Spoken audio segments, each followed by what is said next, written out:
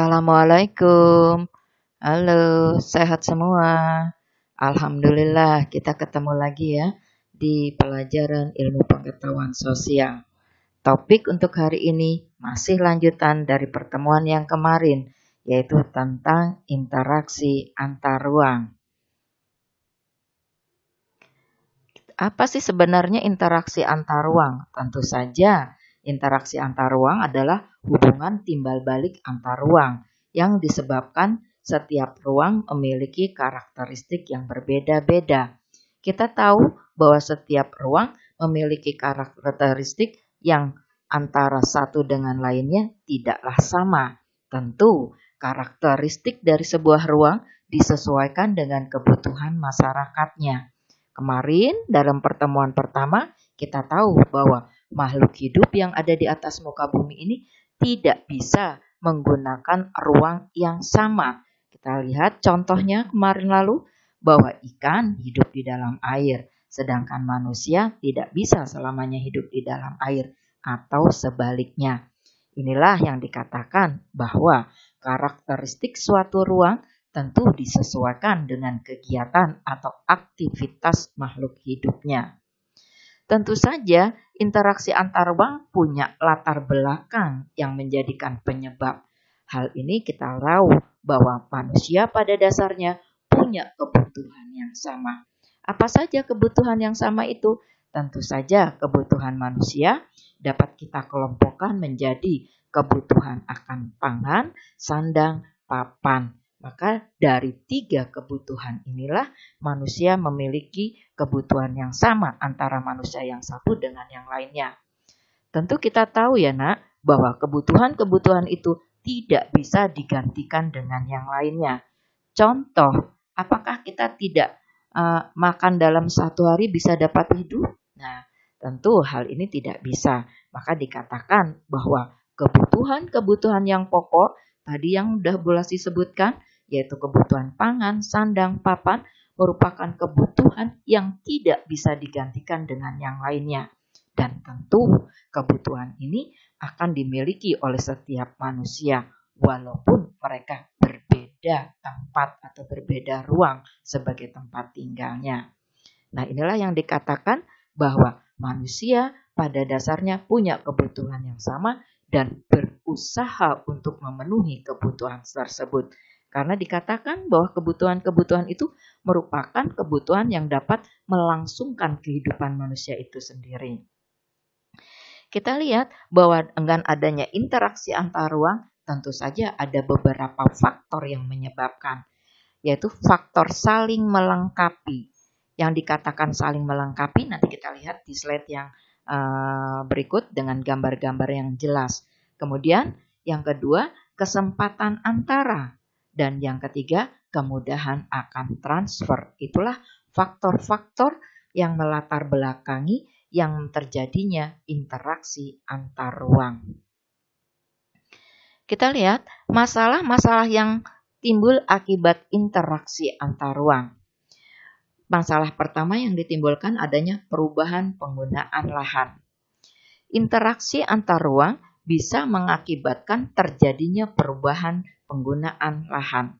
Kita lihat pada gambar yang di atas, di situ ada hamparan tanaman padi dan di sebelahnya adalah pemukiman penduduk. Kita tahu dengan adanya interaksi antar ruang, bisa saja manusia yang satu akan bermobilitas ke daerah yang lain untuk mencari kehidupan. Tadi pada awal kita tahu bahwa kebutuhan manusia harus dipenuhi. Dengan adanya perubahan lahan pertanian pada gambar tadi berubah menjadi lahan pemukiman. Ini juga akan memberikan dampak, yaitu berkurangnya pasokan kebutuhan pangan bagi manusia. Kita lihat yang kedua, perubahan orientasi mata pencaharian. Tentu dengan adanya perubahan lahan tadi, di mana penduduk-penduduk yang tidak lagi dapat bercocok tanam, maka dia akan mencari mata pencaharian baru.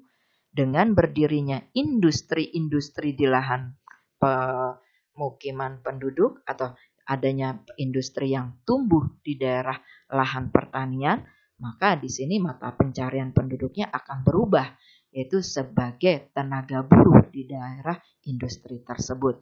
Lihat pada gambar, di situ banyak wanita-wanita yang bekerja di pabrik garment atau pabrik pakaian jadi. Kita lihat yang ketiga, perkembangan sarana dan prasarana. Dengan adanya mobilitas penduduk dan perubahan mata pencarian, tentu manusia tadi membutuhkan perkembangan sarana dan prasarana. Kita tahu bahwa sarana dan prasarana amat mendukung bagi keaktivitasan masyarakat tadi guna mencapai tujuan yang maksimal. Kita lihat di sana prasarana dan sarana yang dibutuhkan masyarakat, tentu adanya faktor jalan dan alat transportasi, di mana jalan dan alat transportasi merupakan suatu metode atau suatu alat yang digunakan atau dibutuhkan untuk roda perputaran ekonomi masyarakat di bidang perdagangan. Dengan beralihnya fungsi lahan pertanian ke lahan industri, maka sarana dan prasarana itu amat dibutuhkan. Karena mata pencarian penduduk akhirnya berubah sebagai tenaga buruh dan juga menjual jasa di dalam bidang perdagangan. Dengan adanya sarana dan prasarana serta mata pencarian yang berubah, maka kehidupan sosial dan budaya pun turut berpengaruh, juga ikut berubah. Dengan masyarakat yang memiliki penghasilan dari pertanian yang cukup rendah, setelah dia beralih fungsi menjadi pegawai di suatu perusahaan atau mereka berdagang, maka penghasilan mereka akan berkembang. Tentu kehidupan dan cara mereka menggunakan penghasilan pun akan berubah. Nah, inilah yang bisa kita katakan adanya perubahan sosial dan budaya.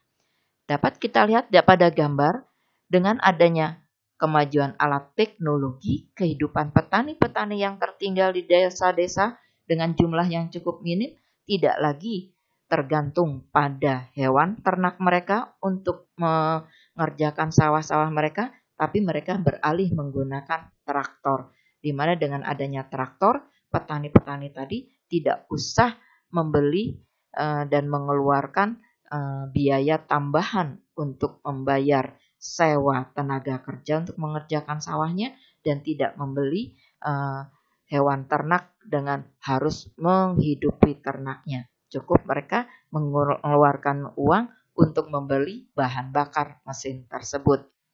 Kemudian kita lihat lagi perubahan komposisi penduduk.